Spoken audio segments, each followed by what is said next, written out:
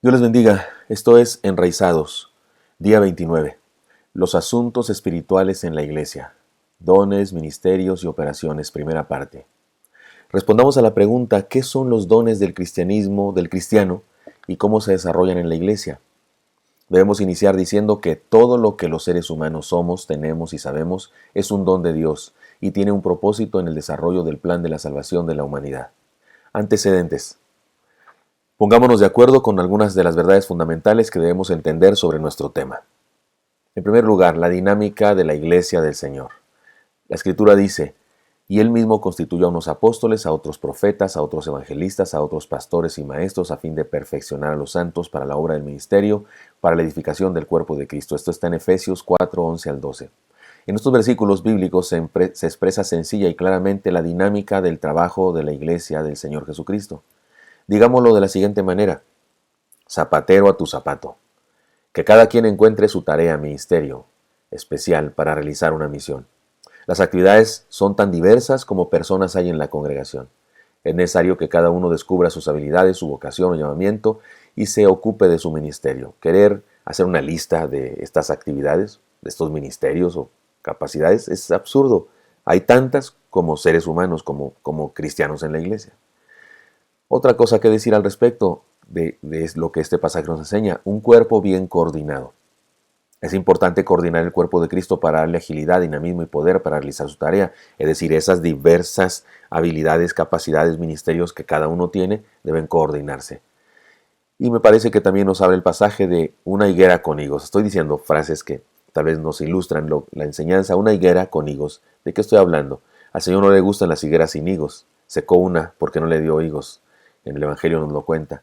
Una iglesia neotestamentaria es una iglesia que crece, que se desarrolla y se reproduce, da fruto. Para que este crecimiento sea una realidad, se requiere el desarrollo de los ministerios de cada uno de los miembros de la congregación y de la coordinación de todo el cuerpo de Cristo como una unidad bien estructurada que es la iglesia. Otra cosa que decir, otra verdad que establecer, que poner sobre la mesa. Todos los creyentes somos ministros. Todos. La Biblia utiliza diferentes palabras para referirse a los miembros de una iglesia y cada una de esas palabras habla de la relación que guarda con la iglesia del Señor el individuo. Cristianos. Y se congregaron ahí todo un año con la iglesia y enseñaron a mucha gente y a los discípulos se les llamó cristianos por primera vez en Antioquía. Esto está en Hechos 11:26. Este título, este nombre para los cristianos es el nombre más común, pero habla de una relación entre Dios, entre Jesús nuestro Señor y sus discípulos. Él es modelo, nosotros somos imitadores. Por eso los primeros cristianos fueron llamados así, porque se parecían a Jesús. Eran como cristitos, cristos pequeños. Así es que Él es modelo, nosotros imitadores. Santos, a todos los que estáis en Roma, amados de Dios, llamados a ser santos, gracia y paz a vosotros, de Dios nuestro Padre y del Señor Jesucristo. Muchas veces usa la palabra santos, la palabra de Dios, para referirse a nosotros. ¿Y qué es eso? ¿De qué relación nos habla? Una relación en la que Dios es soberano. Él es soberano, Él escoge, Él decide y nosotros somos escogidos. Hijo de Dios, porque todos los que son guiados por el Espíritu de Dios, estos son hijos de Dios. Romanos 8:14. Él es un Padre que nos ha adoptado, nosotros somos hijos bienaventurados. Hay otra palabra, no aparece en el escrito, hermanos que están leyendo el escrito porque lo bajaron digitalmente. Hay otra palabra que es la palabra discípulo, de hecho es de la más importante y no la puse aquí, disculpen ustedes, fue un error. Pero discípulo establece una relación entre Dios y nosotros en la que Él es maestro y nosotros somos aprendices, alumnos, chalanes. No sé si en toda Latinoamérica se usa esta palabra, pero en México es una palabra chalán que se refiere al ayudante de un maestro constructor, de un albañil, director de una construcción. No es el ingeniero, sino es otro nivel, pero es una persona que dirige la construcción y se llama maestro, aunque se dice acá en el argot del caló, del lenguaje popular, el maestro. Y su ayudante o aprendiz se le llama chalán. Y me gusta más esa palabra porque un alumno o un aprendiz en la universidad no necesariamente aprende todo lo que el maestro es. En una universidad tú puedes tener un maestro que es un buen maestro de historia o un excelente maestro de filosofía, pero es un alcohólico o es una persona con problemas de identidad y entonces tú aprendes lo que él dice solamente. Pero cuando se trata del discipulado, una persona aprende lo que el maestro dice, lo que el maestro hace y finalmente se convierte en maestro él también. Por eso la mejor palabra es chalán, porque un chalán aprende lo que el maestro dice, aprende lo que el maestro hace y finalmente es un maestro. Pero en la Biblia también se usa otra palabra para referirse a nosotros. Y no es una palabra que usemos muy seguido, de hecho es la menos popular, pero es muy importante. Es la palabra ministro o mayordomo, lo que acabo de decir que todos somos en la iglesia. Dice la palabra de Dios, para que también vosotros sepáis, mis amados, y lo que hago todo os lo hará saber Tíquico, hermano amado y fiel ministro en el Señor. Pablo llama a uno de sus escribanos ministro. En Efesios 6:21 dice, de cual yo fui hecho ministro por el don de la gracia de Dios que me ha sido dada según la operación de su poder. Efesios 3:7. Y también dice Colosenses, como lo habéis aprendido de Epafras, nuestro consiervo amado, que es un fiel ministro de Cristo para vosotros. Eso es Colosenses 1:7.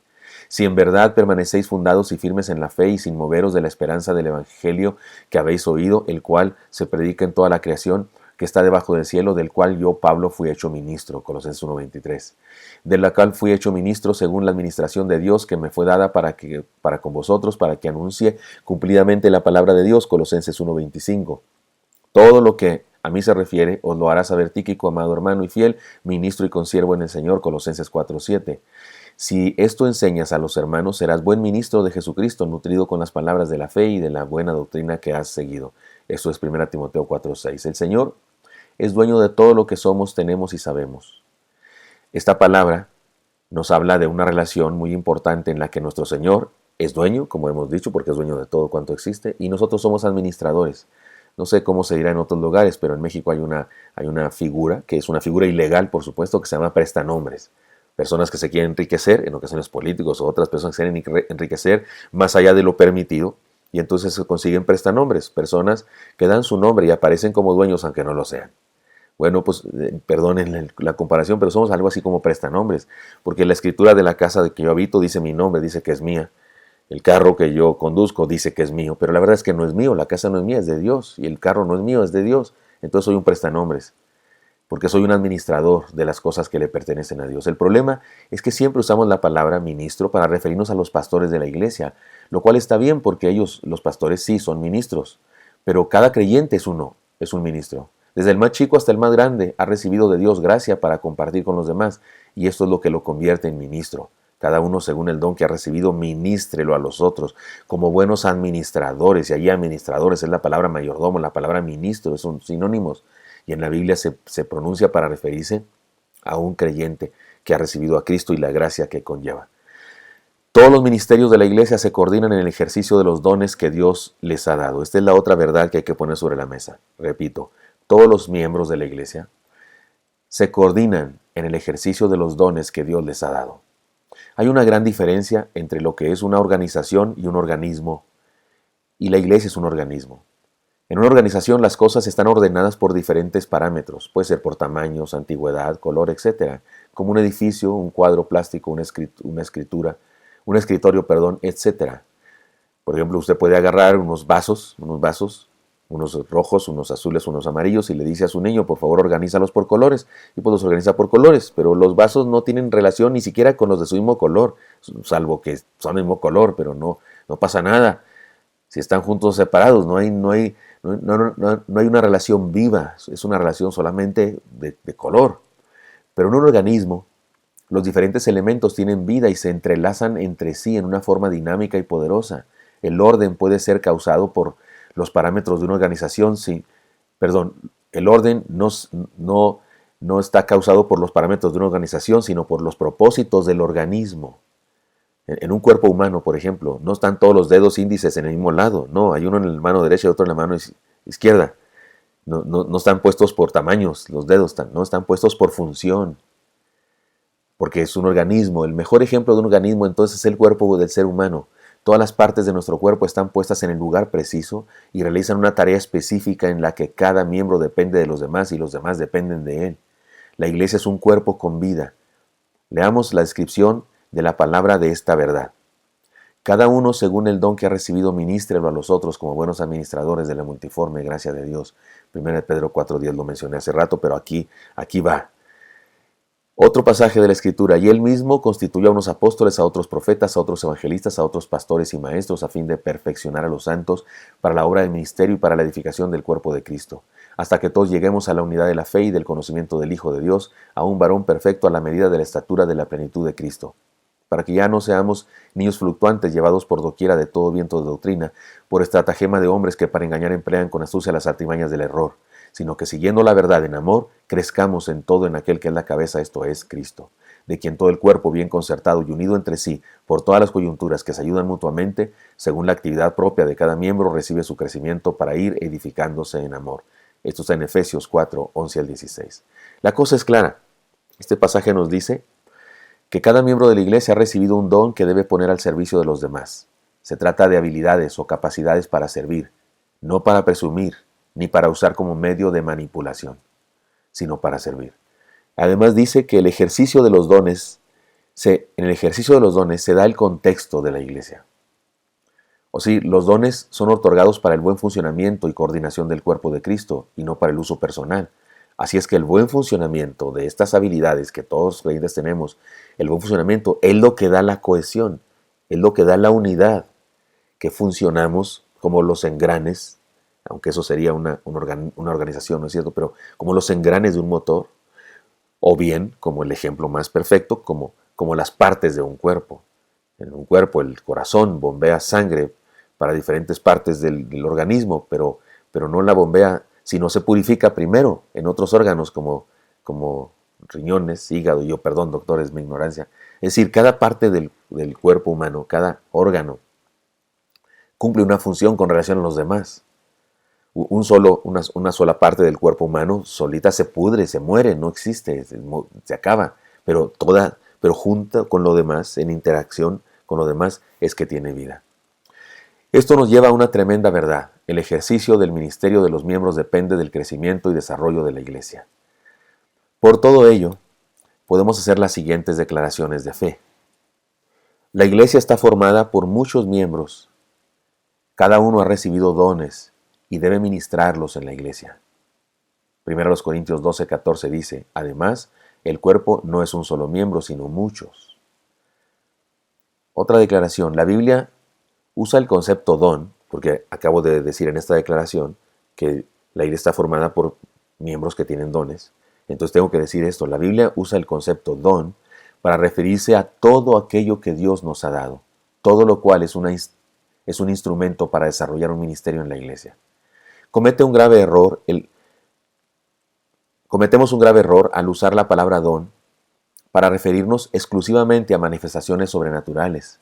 Hay gente que cree que cuando usamos la palabra don nos referimos a milagros, sanidades o experiencias sobrenaturales,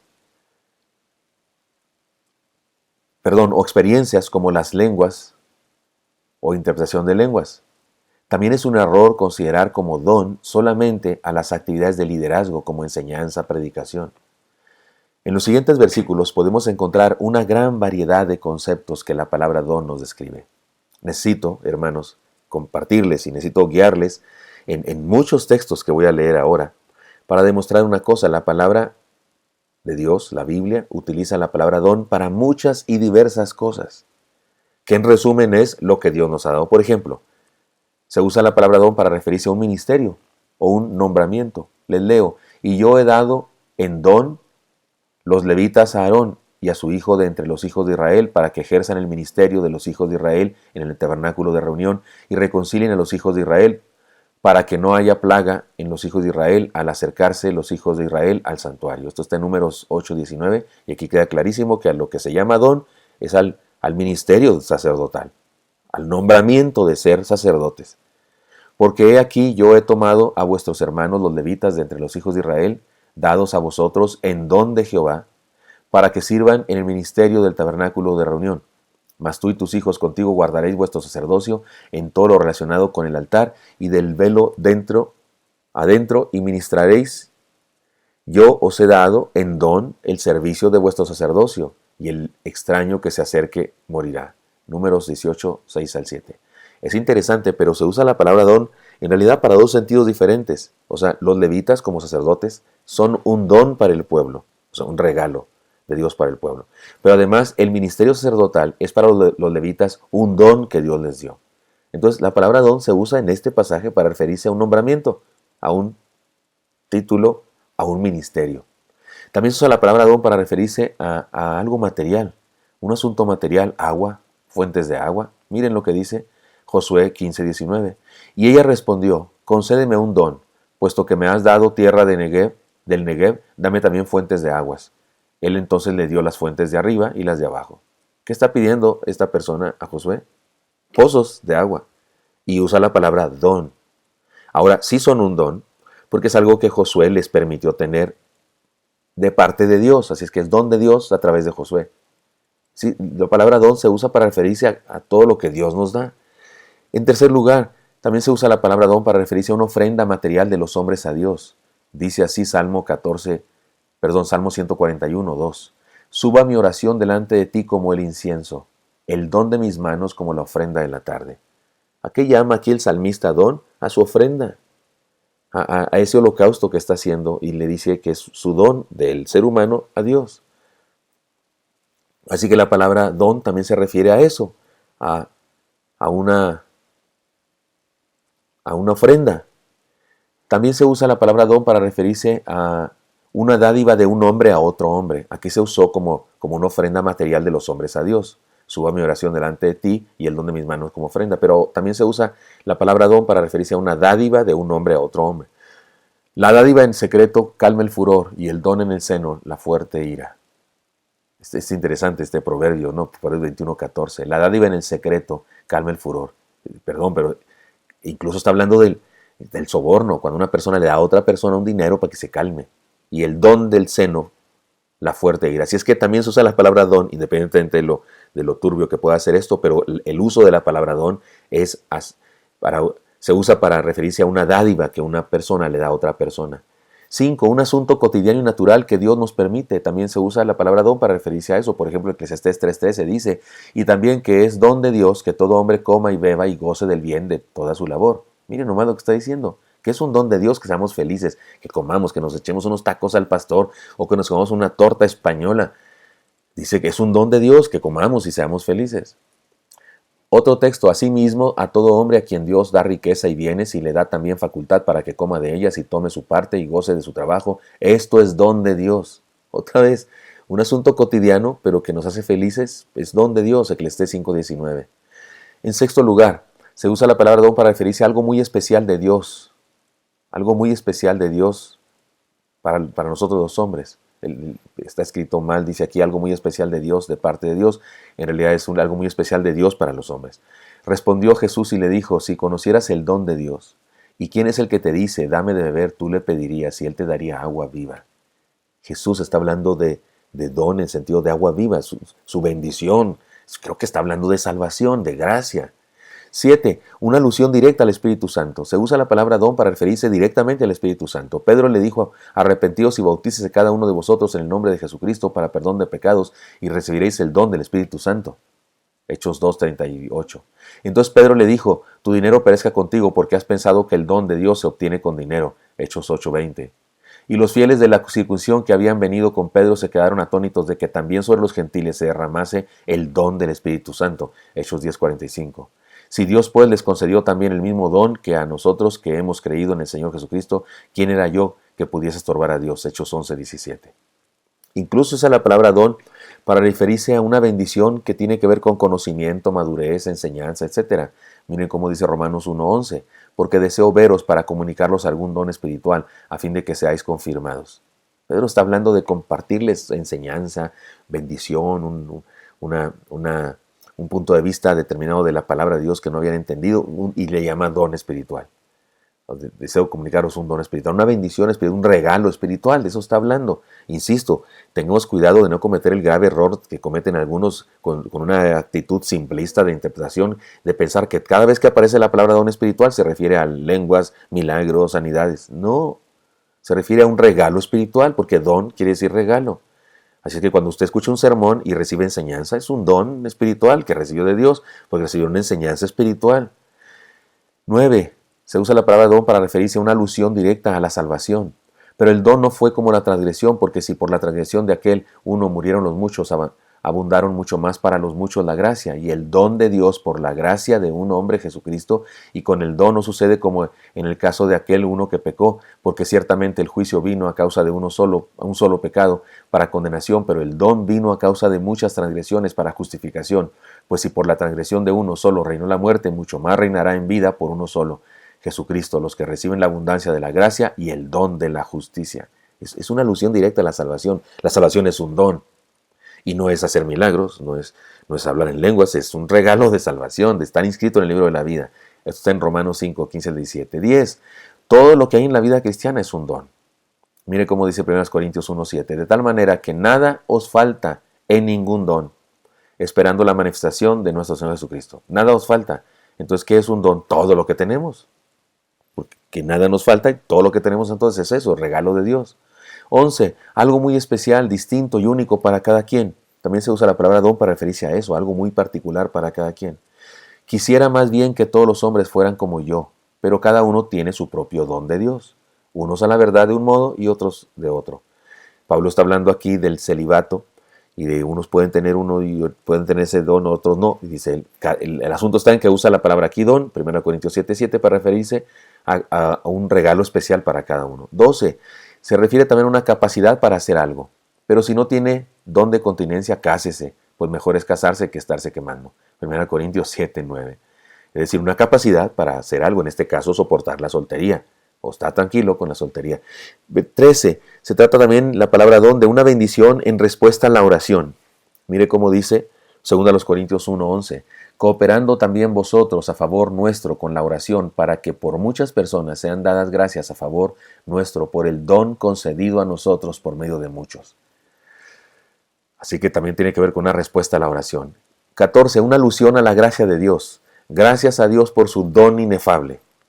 Y se refiere, por supuesto, a su gracia. Lea el contexto y verá que sí. 2 Corintios 9:15. Es una alusión a la salvación. Otra vez, porque por gracia sois salvos por medio de la fe, y esto no de vosotros, pues es don de Dios. La salvación es regalo de Dios. Efesios 2:5. 16. Se trata también de una descripción de la gracia que usan los hombres, del cual yo fui hecho ministro por el don de la gracia de Dios que me ha sido dado según la operación de su poder. ¿A qué se refiere Pablo con don aquí? A la gracia de Dios en su vida. Efesios 3:7. 17.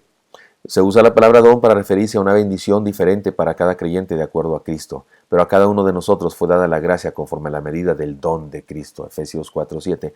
Es un concepto que ya habíamos visto antes con otro texto.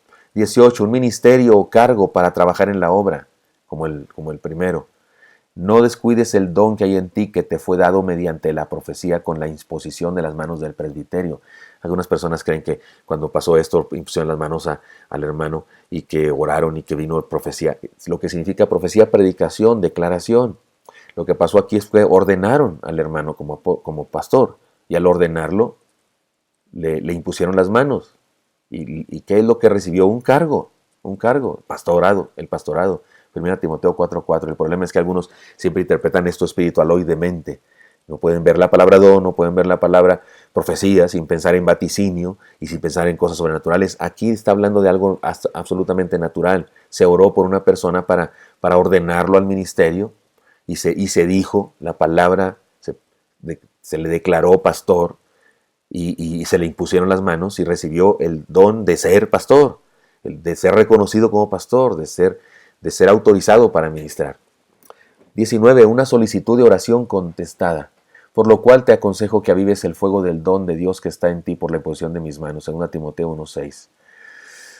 No estoy seguro de que ese es el texto que quiero usar aquí, pero el asunto está en que en este caso la palabra don aparece para referirse otra vez a un ministerio que le fue dado a alguien. Cualquier cosa buena es un don. Toda buena dádiva y todo don perfecto desciende de lo alto del Padre de las luces, en el cual no hay mudanza ni sombra de variación. Santiago 1:17.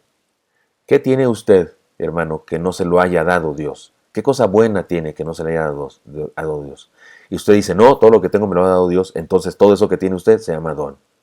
Usted dice, oiga, pero yo tengo un carro. Es un don de Dios, no le regaló Dios ese carro, porque el don es la palabra regalo. Aparece que vimos a una mujer pidiendo un pozo y se usó la palabra don para referirse a un pozo de agua. Sí, don es todo lo que Dios nos da. Y 21. Todo lo que hemos recibido, cada uno de Dios, es un don. Cada uno, según el don que ha recibido, ministra a los otros como buenos administradores de la multiforme gracia de Dios. Primera de Pedro 4:10. Como podemos notar en los versículos anteriores, la palabra don se utiliza para describir diferentes cosas, pero todas ellas tienen relación con una que las unifica. Un don es un regalo de Dios.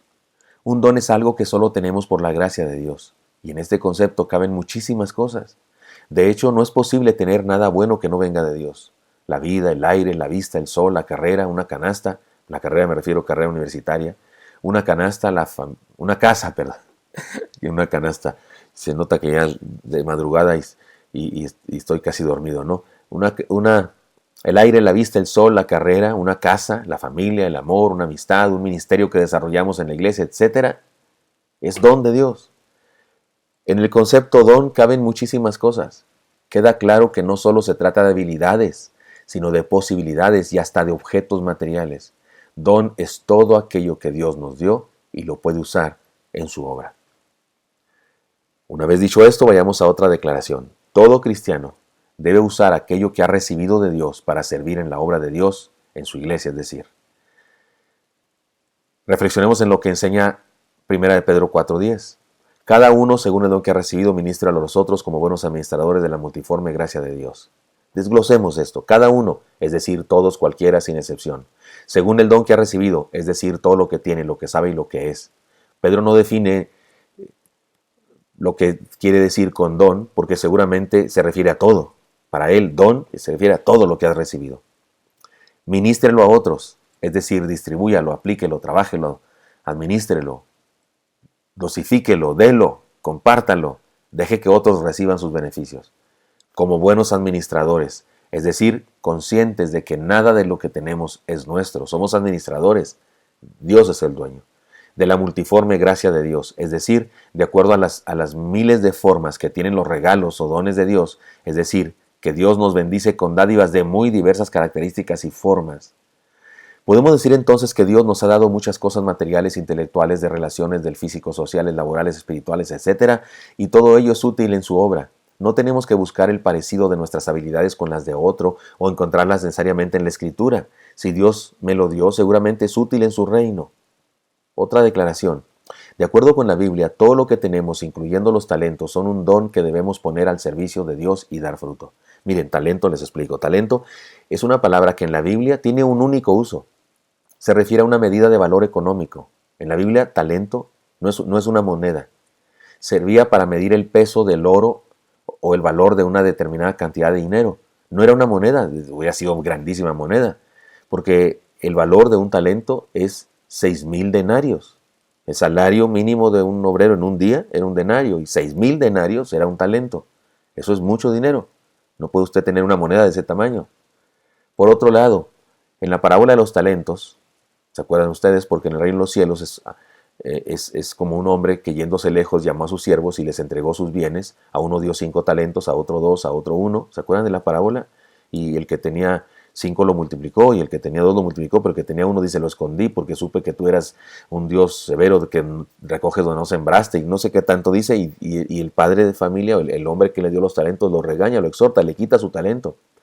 Aquí en esta parábola, el concepto talento hace referencia, es una cantidad de dinero. Sin embargo, sirve como metáfora, como símbolo, como figura literaria de todo lo que Dios nos da. Así que Dios usa aquí el concepto talento en referencia a algo que entregó a 3 siervos, a uno 5, a uno 2, a otro 1. Si queremos utilizar la palabra talento para referirnos a la dádiva de Dios, está bien, porque en la parábola eso es lo que simboliza un talento. Pero también tenemos que decir que talento y don entonces son conceptos idénticos. Se refieren a lo mismo. En ambos casos se refiere a algo que Dios nos dio sin merecerlo. Así que tratar de decir, no, es que talentos son los naturales y don es lo que Dios nos dio. Es lo mismo. No hay razón, no hay ningún texto bíblico que nos diga que talento significa una cosa y don otra cosa. Porque talento de hecho no significa una habilidad. Talento significa una cantidad de dinero que tiene que ver con un valor de 6,000 denarios. Pero metafóricamente significa todo lo que Dios nos da. ¿Y qué es todo lo que Dios nos da? Don. Entonces son sinónimos. Es probable que ahí El uso popular de talento se refiere a las habilidades que una persona posee, pero de acuerdo con la Biblia eso también es un don. Decir que talento es algo natural y don es algo que Dios nos dio después de la conversión no tiene una base bíblica. Los inconversos también han recibido dones de Dios. Que ellos no lo reconozcan como regalo de Dios o no lo pongan al servicio de Dios no evita que sea verdad. De hecho, ¿no es cierto que hay personas que tienen el don de la música? Porque hay gente que dice, no, la música si es inconverso no es don, es talento. Perdón, es un regalo de Dios. Hay músicos que son ateos o son perversos, son patanes y no creen en Cristo, no caminan con Dios, pero tienen un tremendo, gigantesco don de la música. ¿Quién lo puede negar? ¿Y quién se lo dio? Ni modo que el diablo. ¿Quién se lo dio? Dios. Dios da todos los dones a los seres humanos, a los inconversos y a los conversos también. Usted está pensando, oiga, no, pero el don de sanidades y de milagros, permítame. Acuérdese que hemos hablado de, creo que leí 21 conceptos diferentes. Estamos hablando de 21 conceptos diferentes de la palabra don. Tiene razón usted si está pensando, oiga, pero los dones, sí tiene razón. De eso voy a hablar en las próximas lecciones. De las diferentes clases de dones que existen y que Dios da a los seres humanos. Y hay algunos que son exclusivos de los cristianos, por supuesto que sí. Pero téngame paciencia y vayamos juntos estudiando este tema. Otra declaración entonces, de acuerdo con la Biblia, existen los dones espirituales y estos se manifiestan de acuerdo a la dirección y autoridad del Espíritu Santo. Aquí, la computadora seguramente cambió, pero aquí digo de acuerdo a la discreción o la decisión personal de autoridad del Espíritu Santo. Pero a cada uno, dice el texto, pero a cada uno le es dada la manifestación del Espíritu para provecho. Porque a este es dada por el Espíritu palabra de sabiduría, a otro palabra de ciencia según el mismo Espíritu, a otro fe por el mismo Espíritu, y a otro dones de sanidades por el mismo Espíritu, a otro el hacer milagros, a otro profecía, a otro discernimiento de espíritus, a otro diversos géneros de lenguas y a otro interpretación de lenguas. Pero todas estas cosas las hace uno y el mismo Espíritu, repartiendo a cada uno en particular como Él quiere. 1 Corintios 12, 7 al 11. Estos dones espirituales son habilidades del Espíritu de Dios. El Espíritu Santo de Dios las manifiesta cuando Él quiere, por medio de quien Él quiere y cuando Él quiere. No son habilidades nuestras, sino del Espíritu Santo de Dios. En el siguiente estudio abordaremos este tema más específicamente. Por ahora solo debemos entender que no es posible separar el ejercicio de los dones fuera de la vivencia del cuerpo de Cristo, que es la Iglesia. Dios nos capacita para propósitos altruistas, el servicio y el beneficio de los demás, y no con propósitos egoístas para nuestro provecho personal. Así es que le pido, sea paciente, hablaré más sobre los dones espirituales y sobre otras cosas en las siguientes lecciones. Por lo pronto, quedémonos con esta idea. Dios nos da dones a los seres humanos y a los cristianos en la iglesia para que funcionemos dentro de la iglesia. Y no me refiero dentro de las paredes del templo, dentro del funcionamiento de la iglesia. La iglesia se esparce y se va por todas partes de la comunidad y ahí sigue siendo iglesia, ejerciendo los dones que Dios le dio para bendición, para proclamación, para enseñanza, para servicio. Conclusión entonces. Muchos cristianos pasan toda la vida buscando sus dones porque solo piensan en algunos muy sensacionalistas que se mencionan en la Biblia. Algunos solamente creen que los únicos dones que hay son las lenguas, interpretación de lenguas, sanidades, milagros. En vez de lo cual deberían dedicarse a trabajar para Dios con lo que es bien evidente que ya tienen. El trabajo es el único lugar en donde se puede descubrir los dones que uno tiene. No se puede descubrir. ¿Eres bueno para la carpintería? Pues haz un mueble para saber si eres bueno. ¿Es bueno para las matemáticas? Pues haz algunas operaciones. ¿Cómo se sabe? En el ejercicio se sabe cuáles habilidades Dios me ha dado. Pensemos en las cosas que nos gusta hacer para el Señor. Identifiquemos aquellas cosas que mejor sabemos hacer. Tratemos de recordar los resultados que hemos obtenido cuando hacemos cosas para el Señor. Consultemos con otros hermanos de la iglesia y preguntemos sobre el ejercicio de nuestros dones. Y seamos honestos y dejemos que Dios nos use más y más cada día. Ahora bien, para ilustrar algo de esto, sé que posiblemente los dejo con algunas dudas, pero no se acaba aquí. Estudiaremos este tema durante toda esta semana. Pero déjenme darles una ilustración, una anécdota que nos pueda ayudar a concluir aquí. He tenido la experiencia de realizar un famoso test que, según se dice, sirve para averiguar los dones espirituales que un creyente tiene. En cada ocasión he observado que alguno de mis compañeros o compañeras que realizaron el mismo test que yo, y a quienes conozco bien y sé que no los sigue ni su sombra, o sea, no tienen seguidores, no los sigue ni su sombra, es metafórico aquello, ¿no? Obtienen un resultado en el test que curiosamente dice que su don preponderante es el liderazgo. Y yo digo, pues si esto no lo sigue ni su sombra, ¿de dónde le salió alto el liderazgo? Esto me ayuda a entender que aquel famoso test sirve para identificar las frustraciones, o en el mejor de los casos, sirve para identificar los anhelos de uno. Uno contesta lo que uno anhela. Pero no es posible, ni es necesario, que averigüemos nuestros dones por medio de un test. No es así como se averigua. Se vive trabajando, sirviendo al Señor. Y los dones espirituales que mencioné antes, déjenme anticiparles algo para no dejarlos con tanta duda. Esos, no nos ocupamos de esos. Diversos dones de lenguas, interpretación de lenguas, sanidades, milagros. No nos ocupamos de esos dones nosotros. Son del Espíritu. El Espíritu los puede manifestar cuando Él quiera. No es asunto mío, es asunto de Él. Yo me ocupo de los otros dones. Voy a llamarles más adelante naturales. Los que ya tengo, los que sí me pertenecen, si tengo el don de la enseñanza, si tengo el don de liderazgo, si tengo el don de servicio, de eso sí me ocupo, porque esos están ahí, debo usarlos para el servicio, para el ministerio. Pero esos otros que son sobrenaturales, son del Espíritu. El texto dice que Él reparte como Él quiere, es decir, cuando Él quiere y como Él quiere. Bueno, si los dejo con más dudas, pues está bien para que regresen mañana. Trabajemos para el Señor haciendo lo que nos gusta, lo que nos agrada, lo que nos sale bien, lo que las circunstancias nos obligan a hacer, lo que nuestro liderazgo nos pide que hagamos, lo que la convicción espiritual nos impulsa a hacer, y descubriremos a Dios obrando por medio de nosotros.